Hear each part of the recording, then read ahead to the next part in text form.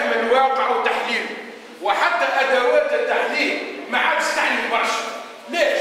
لأن ظاهرة العنف بل الإرهاب أصبحت ظاهرة واضحة ما عادش يختلف فيها الاثنين، والناس الكل تحافظ على ظاهرة الإرهاب وظاهرة العنف، لكن تحميل المسؤولية للمتسبب المباشر في مسألة الإرهاب هو الكلام اللي مازال ما تقالش، وهو اللي يجب يتقال اليوم، لأنه تحميل المسؤولية راهو باش يكون على مستوى عام اولا، ثم على مستوى اقل منه معناها خاص شويه ويتعلق بالجمعيات والاحزاب والى اخره. على مستوى عام راهو تبدا في ظرف ان الحكومه ولا الدوله هي دوله رد الفعل، ليتا كي رياجي et non pas l'État qui agit. الدوله والحكومه لا تفعل وانما ترد الفعل امام ظاهرات ربما هي تكون او بالتاكيد متاكد ان هي المتسبب فيها مباشر. وتبقى المساله هذه تتعامل من جهه على مستوى وطني حتى على مستوى جهوي ومحلي. في جهه المدينه تمشي تشتي يقول لك جيب لما تجي ساعه اجا اشكو، ثم جيب الشهور، ومن بعد شكون اللي حاضر؟ وماذا به يقول لك جيب لي زاد المجرم، وماذا بيك زاد اذا كان ما عندناش اماكن في السجون، بربي حاول تكريني حلول باش نقول وين باش نسجنوا. اليوم الحكومه والدوله متخليه، اجهزه الدوله بما فيها من مندوبيات ادارات جهويه وولايات الى اخره، ولات اليوم تتعامل بمنطق يا اخي احنا في وضع استثنائي سيسر واحد، ومن في اطار سيسر واحد صار ما حدث في المهديه نهار 2 مارس.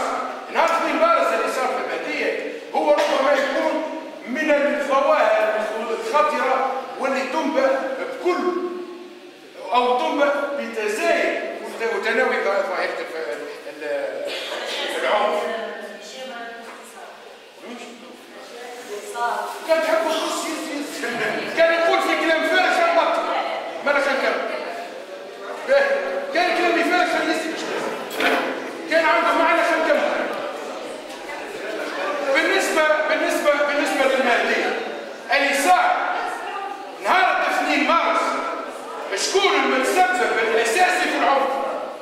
المتسبب الاساسي في العنف هي السلطه الجهويه، هي الامن والمسؤولين عن الامن اللي خلاو الناس ثيقت بهم دور العباده وثيقت بهم المساجد واجتمعوا. يا حارس اسمعني كما سمعتك، وثيقت بهم المساجد دور العباده، وجيو يتجمعوا في وسط البلاد ويصليوا على قارعه الطريق بشكل استفزازي باستعمال مضخمات الصوت، ويغنيوا في اغاني يسبوا في الشعب التونسي، يسبوا في تقاليد المجتمع المسلم والمجتمع التونسي. هذه مسألة.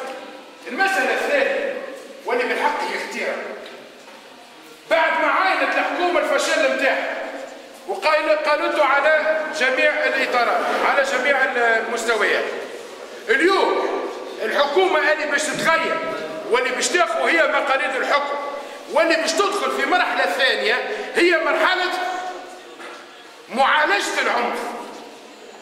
كيف يمكن لحكومة فشلت ولحكومة أخرى طاحة على روحها مرحلة جديدة أن تنجح بنفس الوجوه بنفس الأساليب وبنفس الآليات؟